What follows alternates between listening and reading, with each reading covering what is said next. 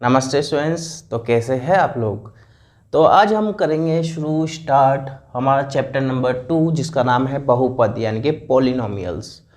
तो शुरू करने से पहले मैं आप सभी लोगों से ये बोलना चाहता हूँ कि आप अगर हमारे चैनल पे नए हो और अगर आपने अभी तक हमारे चैनल को सब्सक्राइब नहीं किया है तो प्लीज़ आप हमारे चैनल को सब्सक्राइब कर लीजिए और पास में बेल आइकन भी है उसको भी प्रेस कर दीजिए, तो हमारी जो भी वीडियोस आने वाली है उसके नोटिफिकेशन आपको बराबर मिलते रहेंगे।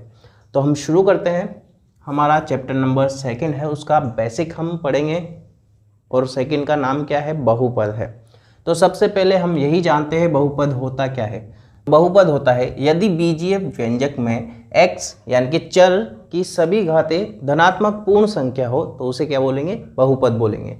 यानी कि जैसे कि अभी x है, इसके घात लग रही है 2, तो 2 क्या है, एक पूर्ण संख्या है, तो ये क्या हो जाएगी, एक बहुपद हो जाएगा। क्या हो जाएगा, बहुपद हो जाएगा।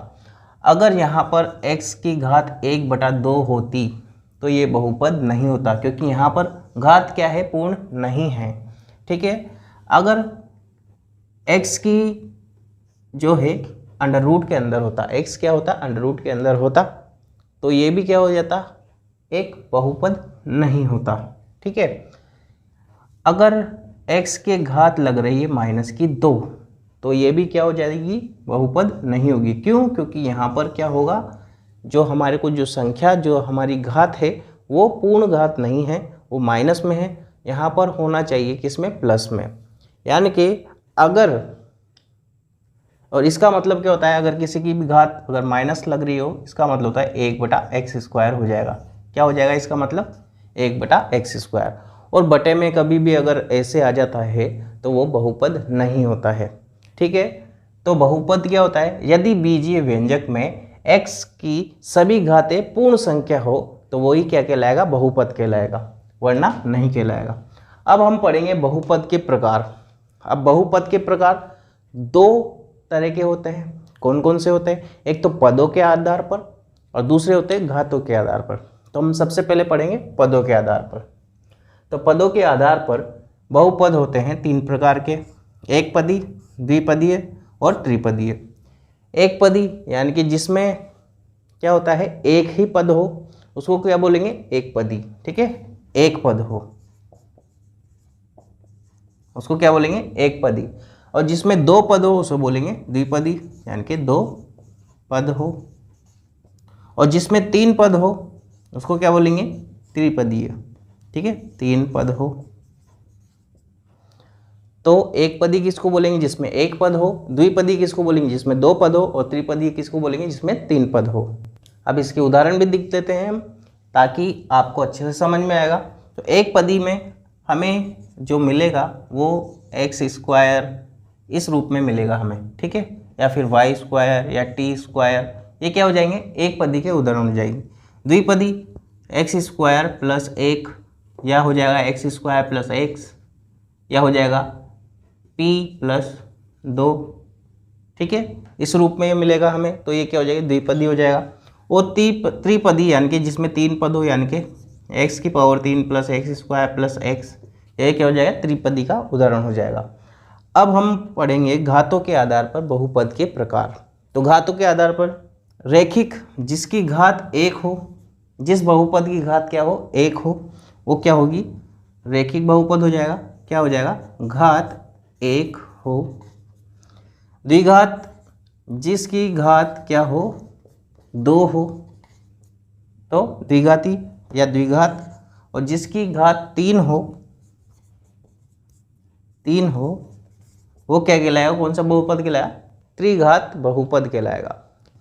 यानी कि जिसकी घात 1 लग रही है वो क्या हो जाएगा, रैखिक बहुपद हो जाएगा। यानी कि x की घात 1 हो जाएगी, या फिर y की घात 1, या हम x ही भी लिख सकते हैं, y भी लिख सकते हैं, इसकी घात नहीं लगाएंगे तो भी क्या होगी, इसके एक घात होती है, जैसे z t, तो ये क्या हो जाएगा, रैखिक बहुपद हो जाएगा। ठीक है, या फिर हम इसको ऐसे भी लिख सकते हैं x+2, तो ये भी कौन सा हो जाएगा, बहुपद कौन सा हो जाएगा, रैखिक बहुपद हो जाएगा। द्विघात बहुपद के लिए जिसकी घात 2 हो तो x² प्लस 5, इसमें देखो अधिकतम घात क्या है, 2 है। ठीक है, अब त्रिघात के लिए क्या हो जाएगा, x की घात 3 प्लस x² प्लस 6, ऐसा बहुपद मिल जाए हमें। तो देखो अधिकतम घात क्या है, यहाँ पर 3 है। ठीक है, अब हम सबसे पहले एक तो बात करेंगे बहुपद की घात। ठीक है, तो बहुपद की घात है हमारा टॉपिक, तो इस पे करेंगे हम बात। एक हमें बहुपद दे दिया x² plus 7x plus 9x की घात 6, ये हमें बहुपद दे दिया। अब हमसे बोल रहा है इसमें बहुपद की घात हमें बतानी है। तो बहुपद की घात वो घात होती है जो बहुपद में सबसे बड़ी घात होती है। तो यहाँ पे देखो x की घात कितनी है, 2 है, यहाँ पर कुछ भी नहीं है, यानी कि x की घात कितनी है, 1 है। अब यहाँ पर देखो x की घात 6 है, तो सबसे बड़ी घात कौन सी है इन तीनों में से, 6 है। तो यही क्या हो जाएगी, बहुपद की घात हो जाएगी। क्या हो जाएगी, बहुपद की घात, यानी कि बहुपद के अंदर सबसे बड़ी जो घात होती है वही क्या कहलाती है, बहुपद की घात कहलाती है। ठीक है, अब दूसरा क्या है हमारा, बहुपद के गुणांक या बहुपद का गुणांक। ठीक है, जैसे यहाँ पर दे दिया हमें x² प्लस 6x प्लस 4 बराबर 0, ये हमें बहुपद दे दिया है एक। अब हमसे बोले कि x² का गुणांक बताना है, x² का गुणांक। ठीक है, यानी कि x² किससे गुणा हो रहा है, अब x² के आगे तो कुछ भी नहीं है, लेकिन हमेशा ये ध्यान रखना किसी भी संख्या को 1 से गुणा करते हैं तो वही संख्या आती है। यानी कि x² किससे गुणा हो रहा है, 1 से गुणा हो रहा है, तो x² का गुणांक क्या हो जाएगा, 1 हो जाएगा। यदि हमसे पूछे कि x का गुणांक क्या है इस बहुपद में, तो x किससे गुणा हो रहा है, 6 से, तो क्या हो जाएगा, आंसर हमारा 6 हो जाएगा। ठीक है, और अगर हमसे पूछे कि x की घात 3 का गुणांक बताइए इस वाले बहुपद में, तो x की घात 3 है ही नहीं, तो उसका गुणांक क्या हो जाएगा, 0 हो जाएगा, यानी कि 0 हो जाएगा। तो हमें ये कंसेप्ट पढ़ने थे, वो हमने पढ़ लिए हैं। अब हमें कुछ सर्व समीकाएँ याद करनी है, तो वो हम याद करते हैं और लिखते हैं। तो सर्व समीकाएँ है हमारी, फर्स्ट वाली है x प्लस वाई का होल स्क्वायर। तो क्या होता है, x² plus 2xy plus y²। फिर है x माइनस वाई का होल स्क्वायर, तो x² minus 2xy plus y² होता है। फिर x² माइनस y² होता है, जिसका होता है x प्लस वाई और x माइनस वाई होता है। ठीक है, फिर है x plus Y plus Z का होल स्क्वायर वाली सर्व समीका होती है, उसमें होता है x² plus y² plus z² plus 2xy plus 2yz plus 2zx होता है। ठीक है, x प्लस वाई का होल क्यूब, तो क्या होता है, x³ plus y³ plus 3x² plus 3xy² होता है। x माइनस वाई का होल क्यूब, तो x³ minus y³ minus 3x² plus 3xy² होता है।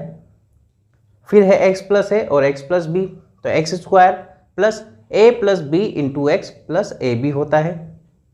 फिर है x³ plus y³ plus z³ minus 3xyz, ये होता है x plus Y plus Z, और कोष्टक के अंदर क्या हो जाएगा, x² plus y² plus z² minus xy minus yz और माइनस zx होता है। तो ये सर्व समीका थी जो आपको याद करनी है, क्योंकि ये हम जो एक्सरसाइज आगे करेंगे या प्रश्नमाला हम सॉल्व करेंगे उसमें ये सारा बेसिक आपको आना चाहिए अच्छे से, तभी आप उनको सॉल्व कर पाओगे। तो आई होप आपको वीडियो अच्छी लगी होगी। अगर पसंद आए वीडियो तो वीडियो को लाइक करना, और अगर ज़्यादा पसंद आ जाए तो अपने फ्रेंड्स के साथ भी शेयर कर देना। और आपको पता है क्या करना है, अगर आप चैनल पे नए हो तो नीचे लाल कलर का सब्सक्राइब बटन दिख रहा होगा, उसको प्रेस कर देना। उसके जस्ट पास बेल आइकन भी है, उसको प्रेस कर देना, ताकि फ्यूचर में जो भी अपडेट्स हमारी आती है वो आपको बराबर मिल सके। आपका कोई भी क्वेरीज हो या कमेंट हो या क्वेश्चन हो तो आप कमेंट बॉक्स में कमेंट करना, मैं आपकी सॉल्यूशन जरूर दूंगा। Thank you.